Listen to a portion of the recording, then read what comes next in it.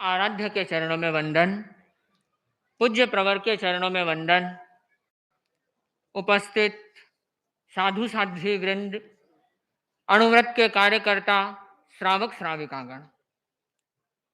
पूज्य प्रवर, यह अणुव्रत का अभियान यदि मैं कहूं तो करीब 2600 साल के आसपास पुराना है। इसे भगवान महावीर ने प्रारंभ किया।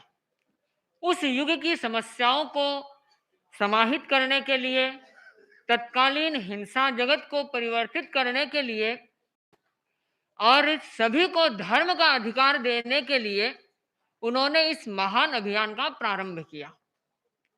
इसी के अंतर्गत अणुव्रत, महाव्रत और कहूं तो उनका पूरा का पूरा दर्शन ही व्यक्ति विकास का दर्शन था और है। यह क्रम आगे बढ़ा। समय के साथ में अनेक हवा झंझावात आते रहे, बहुत सी स्थितियां बनती रही और स्वामी जी के वक्त तक, आचार्य श्री भिक्षु के वक्त तक इसकी स्थिति पुनः सुधार में आई। लोगों ने धर्म की परिभाषाएं बदल दी, लोगों ने अध्यात्म का स्वरूप बदल दिया और इसे मंदिर तक, मस्जिद तक, कहे तो अपने धर्म स्थान तक ही सीमित कर दिया। आचार्य भिक्षु ने यह अभियान चालू किया कि जो धर्म है यह धर्म स्थान का स्वरूप नहीं है, यह आत्मा का स्वरूप है, यह व्यक्ति स्थित है। और आचार्य श्री तुलसी ने इसे व्यापक स्वरूप दिया और उसका आधार कालुगणी का दिवस था। यदि मैं देखूं तो कालुगणी बहुत ही पुण्यशाली आचार्य थे। उनके नाम से और आचार्य तुलसी की बड़ी श्रद्धा थी उनके प्रति, क्योंकि आचार्य प्रवर कल फरमा रहे थे उनकी दीक्षा गुरु, उनके शिक्षा गुरु, उनको उत्तराधिकार देने वाले सब कुछ ही कालुगणी थे। जब कालुगणी सब कुछ थे तो उन्होंने, और उनके लिए तेरापंथ और मानवता सब कुछ था आचार्य श्री तुलसी के लिए, तो उन्होंने अपने सब कुछ के लिए उनको स्मरण करते हुए उनके पवित्र दिन फागण सुदी दूज, फुलेड़िया दूज के अंदर इस महान अभियान की नींव रखी। और एक ही नींव नहीं रखी, 3-3 नींवें रखी। बोले इस दिन में संयम को स्थापित करना है, इस दिन मानवता को स्थापित करना है, मानव को जागृत करना है। इसलिए उन्होंने सबसे छोटा अभियान कहूं, उन तीनों में सबसे छोटा स्वरूप था अणुव्रत का और इसे बहुत महान स्वरूप दिया। दूसरा महाव्रतियों को तैयार करने का, जो आज संस्था का भी प्रारंभ दिवस है। और तीसरा आदर्श साहित्य संघ, जो विचारों को प्रवाहित करता है, विचारों को चारों ओर फैलाता है। तो ये 3 महान तत्वों की स्थापना आज के दिन आचार्य श्री तुलसी ने की। और इस अणुव्रत के अभियान में हम शुरू से देखें तो अनेकानेक लोग जुड़े। राजेंद्र प्रसाद जी जुड़े, भारत के प्रथम प्रधानमंत्री जवाहरलाल नेहरू, जिसे लोग नास्तिक कहते थे और शायद आज भी नास्तिक कहते होंगे, पर एक वे ऐसे व्यक्ति जो नास्तिक कहलाने वाले धर्म के प्रति अनुत्साही व्यक्ति ने जब अणुव्रत के स्वरूप को देखा, अणुव्रत के तत्व को, दर्शन को समझा, तो वे अपने आप को भी अणुव्रती कहलाने में प्रसन्नता का अनुभव करने लगे।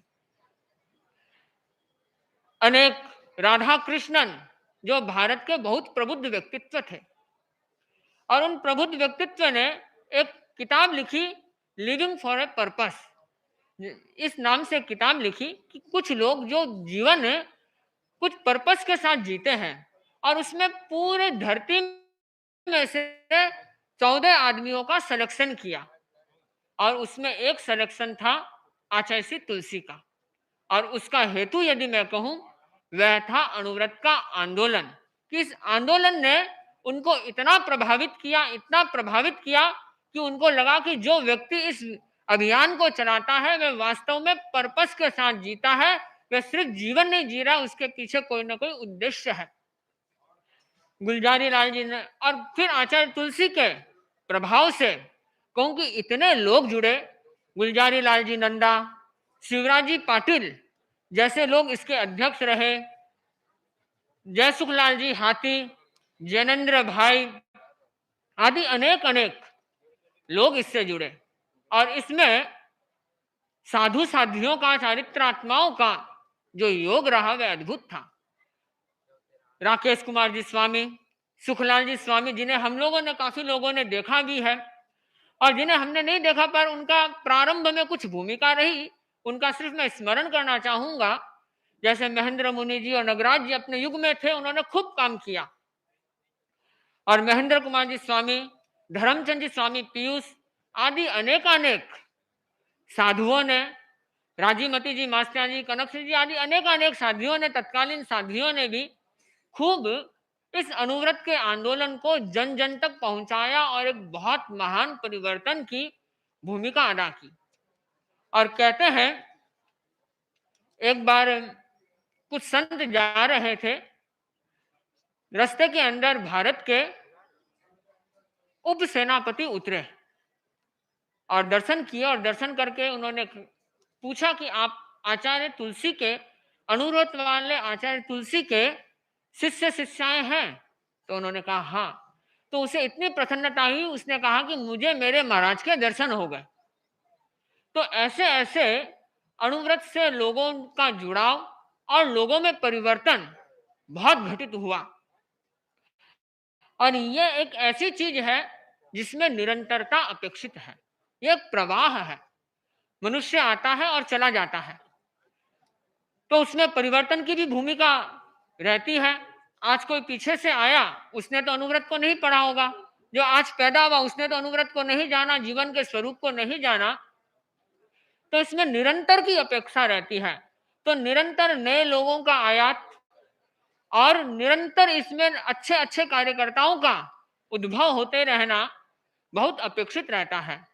हमने आचार्य श्री महाप्रज्ञ जी के वक्त देखा, अनेक ऐसे कार्यकर्ता और बहुत से लोग, अनेक धर्मगुरु, अनेक विद्वान व्यक्ति, अनेक राजनीतिज्ञ इसमें जुड़े और इस अभियान को आगे बढ़ाया। और वर्तमान में भी हम देखते हैं, आज की ये जो टीम है आचार्य प्रवर के सामने, जो अनुव्रत को आगे बढ़ाने के लिए संकल्पित है और खूब मेहनत कर रही है, ये सारी की सारी वर्तमान की टीम है।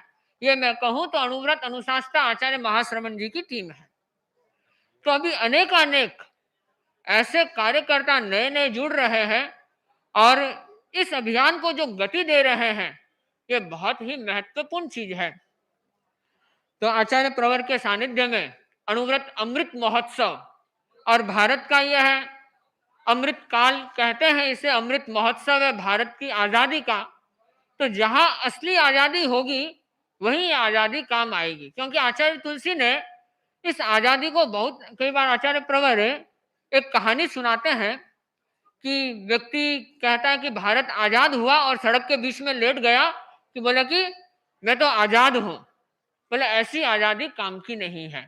तो आचार्य तुलसी जो स्वयं संत पुरुष थे, और कहना चाहिए भारत तो एक महात्माओं का, संतों का और महापुरुषों का स्थल रहा है। तो ये जो महापुरुषों का स्थल है, महात्माओं का स्थल है, और जहां पर प्रकृति बसती है, जहां पर पर्यावरण, कहना चाहिए कि कॉस्मोस से बहुत ऊर्जाएं आती रहती है, तो इस महान दिन के अंत ऐसे महान विचार किसी महापुरुष के अंदर ही उत्पन्न होंगे कि देखो तुम आजाद तो हुए हो, पर यदि तुमने संयम नहीं रखा, असली आजादी नहीं अपनाई, तो ये आजादी भी लंबी नहीं चलने वाली, सुख नहीं चलने वाला। तो हम कई बार देखते हैं कि भारत की आजादी के साथ में आसपास के बहुत सारे देश और भी आजाद हुए, पर भारत का आज स्वरूप हम निरंतर विकासमान देखते हैं। तो इसके पीछे आधार में यदि मैं समझूं तो ये असली आजादी अनुव्रत का ये आंदोलन और इन महापुरुषों की ही प्रेरणा, जिन्होंने इस युग का धारण किया, और भारत स्टेबलिश भी है और अनेक लोगों को आज मार्गदर्शन देने की भी भूमिका में है। तो यह अनुव्रत की महान देन है आचार्य प्रवर का। इसे निरंतर, जब से आचार्य प्रवर गादी पर विराजे हैं। चाहे मैं कहूं कि युवाचार्य अवस्था में भी हम देखा करते थे कि आचार्य प्रवर अणुव्रत के लिए बहुत मेहनत किया कराते हैं। और जब अहिंसा यात्रा के विषय में आचार्य प्रवर फरमाते हैं, अणुव्रत और अहिंसा यात्रा के विषय में, तो अनेक बार आचार्य प्रवर फरमाते हैं कि यह जो अहिंसा यात्रा है ये तो अणुव्रत आंदोलन का ही जिष्ट रूप है, एक सघन रूप है।